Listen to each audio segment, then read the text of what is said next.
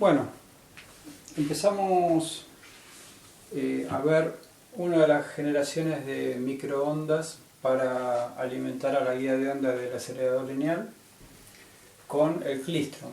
Me había olvidado decirles el klystron, la palabra kli es un prefijo del griego que significa que se rompe una ola, ¿no? Es la rompiente de las olas, ¿no? Y justamente eso es lo que hacen las olas de electrones en el klystron cuando golpean en el colector, ¿no? Y ahí se generan las microondas de alta potencia. Bueno, pero habíamos dicho que el klystron podía manejar potencias mucho más grandes que el magnetrón. El magnetrón como mucho puede llegar a tener 5 megawatt pico. En cambio el klystron puede llegar a tener hasta 20 megawatt pico. Por lo tanto, si se requieren electrones con mucha más aceleración, o sea, mucha más energía radiante en la radioterapia, se opta por el klystron por sobre el magnetrón. Pero cuando se trabaja con terapia radiante muy fuerte. Bueno, acá vamos a intentar explicar un poco la idea del magnetrón. Es complejo de entenderlo, pero básicamente le doy lo elemental, porque realmente no es fácil conseguir buena bibliografía donde expliquen en forma sencilla, ¿no? El funcionamiento del magnetrón. Pero voy a tratar de explicarlo lo mejor posible dentro de lo simple, ¿no? Bueno, el tema es así. El magnetrón es un aparato que originariamente se fabricó para lograr radares en la Segunda Guerra Mundial, obtener radares que emitan ondas de potencia y de una determinada frecuencia. Bueno, justamente una de las frecuencias que se trabajaba mucho con los magnetrones son las frecuencias que nosotros necesitamos trabajar. Andaban en las 2998 megahertz y bueno, nosotros estábamos necesitando entre 2998 y 3000 megahertz. ¿Para qué? Para tener una longitud de onda fija, recuérdenlo eso, que tiene que ser de 10 centímetros.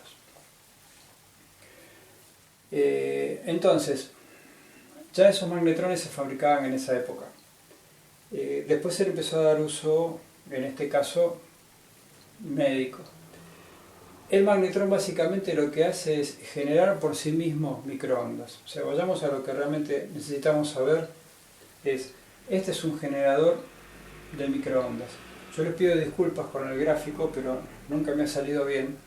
Pero sí les pido que tengan en cuenta los gráficos que sí ya tienen en los apuntes que les di. Uno es este, que está muy bien, y otro es en el otro apunte, que es este. Estos tres, que es justamente, esto es un intento de amplificar esto.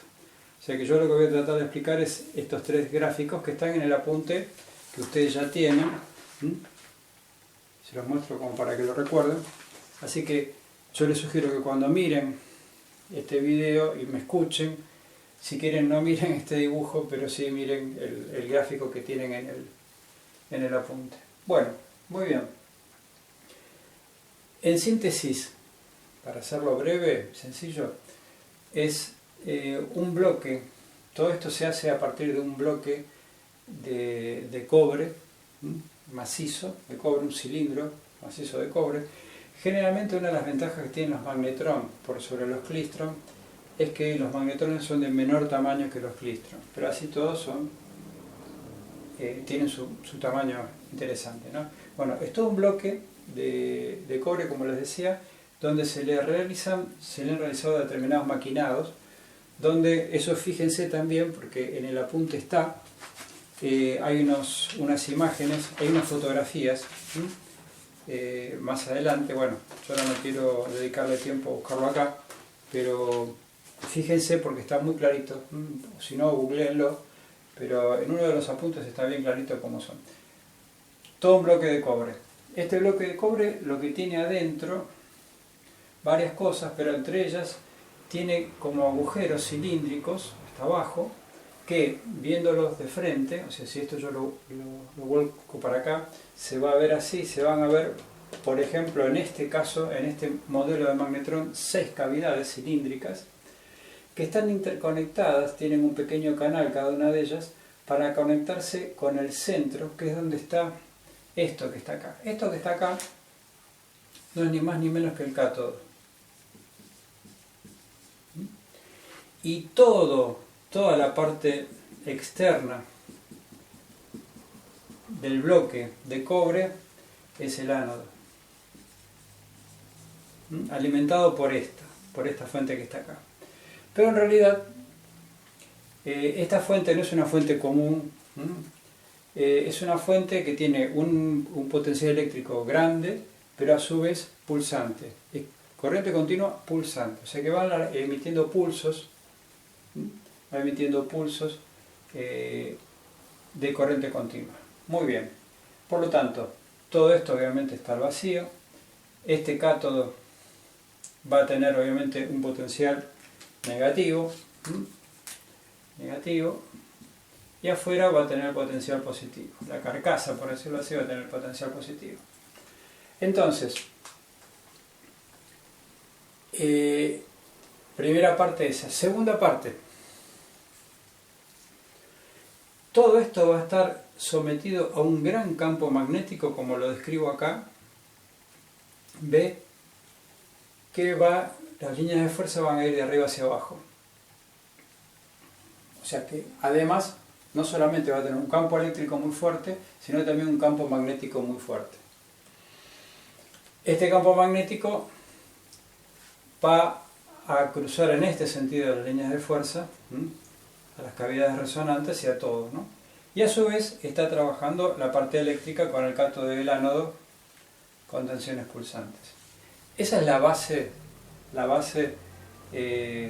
simple de lo que es el magnetrón, dentro de lo que se puede llamar simple. Esta salida que está acá es una salida aérea que sale por uno de las cavidades resonantes. Por acá salen las microondas. Por una sola de esas cavidades salen las microondas. Pero las microondas se generan en todas las cavidades por un proceso que es complejo, confieso que es complejo también para mí, o sea, no he podido conseguir una explicación simple, como les dije antes, de cómo es el proceso. Pero el proceso es el siguiente. Se genera alrededor del cátodo, obviamente, lo que ya sabemos que es una nube termoiónica. Esa nube termoiónica lo que va a hacer va a sufrir una doble influencia, y muy fuerte. La influencia de que acá es el cátodo, este que está acá es el cátodo, que no es ni más ni menos que esto, que no es ni más ni menos que esto que está acá, y va a generar electrones, ¿no? Electrones, todo alrededor, y esos electrones se van a ver atraídos ¿por qué? Por el ánodo. El ánodo va a estar acá. El ánodo es la carcasa. Entonces, ¿qué van a tener? Van a tener una gran atracción en forma pulsante estos electrones. ¿Hacia dónde? Hacia las cavidades. Pero, si esto fuese un tubo de rayos común, directamente de cátodo iría al ánodo en forma recta. Pero, ¿por qué no va en forma recta?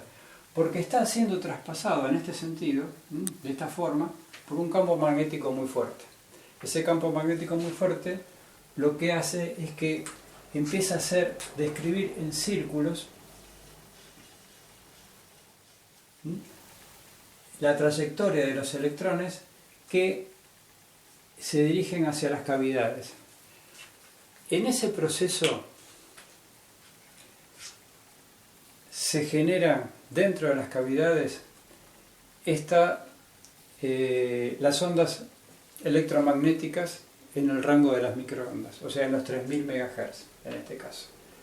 O sea que Estos electrones que están siendo movilizados con mucha velocidad y con mucha energía del campo magnético en forma circular hacia estas cavidades resonantes, eso genera que esos electrones entreguen esa energía en las cavidades resonantes, y esa energía entregada por los electrones girando de esta manera y llegando acá se convierta en radiaciones electromagnéticas.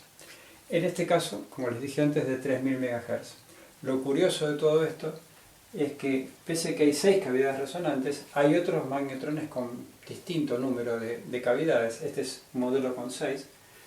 Lo interesante de todo esto es que solamente por uno de ellos se toma la salida donde justamente salen estas microondas generadas acá adentro.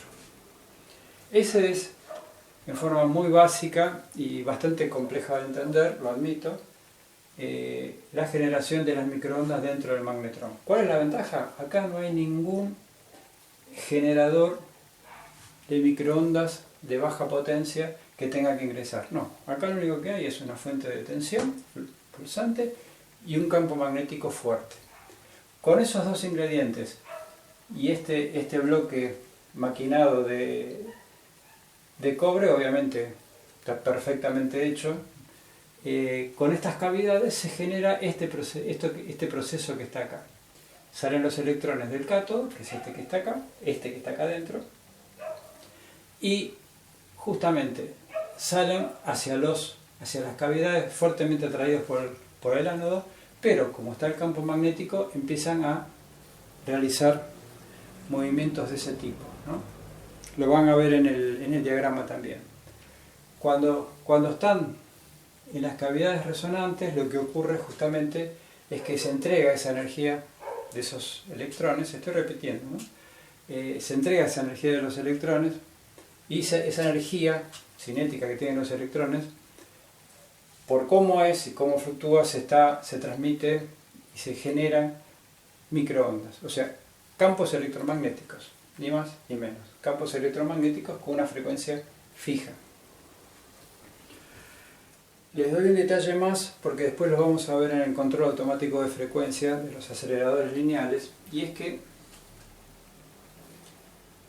este cátodo que está acá, que ustedes lo van a ver en el gráfico en forma como una especie de triangular, ocurre algo muy particular. Ese cátodo tiene la particularidad de poder recibir un pequeño movimiento, un pequeño giro. Ese pequeño giro va a servir para poder variar muy poquito la frecuencia de salida de todo el magnetrón. Y eso justamente se tiene muy en cuenta porque hay que ajustar bien la frecuencia de salida del magnetrón para que funcione perfectamente el acelerador, como ya vamos a ver más adelante. Pero lo importante es que en este paso entendamos, repito, de una forma lo más simple posible, esta generación de microondas a partir de un campo magnético y un campo eléctrico. Y ese bloque con las 6 cavidades resonantes. Ventajas con respecto al magnetrón: en un solo aparato están las dos cosas, la generación y la alta potencia. Desventajas es que el magnetrón maneja un determinado nivel de potencia, no tan grande como puede generar un clistrón. Ventaja que tiene el magnetrón, que ocupa menos espacio, el clistrón ocupa más espacio. Y bueno, y esta salida de las microondas por acá, en este caso por acá, que va a salir de una de las cavidades, es llevada por una guía de ondas, por una guía de microondas, ¿hacia dónde? Hacia la guía de ondas, que habíamos dicho que es el corazón del acelerador. Entonces, estas microondas que salen por acá o que salen por el clistrón van a ser conducidas por una guía hasta la guía de onda. En la guía de onda va a ocurrir una serie de cosas, que es lo que vamos a explicar cuando entremos justamente a la parte esa de funcionamiento de la guía de onda. Bueno,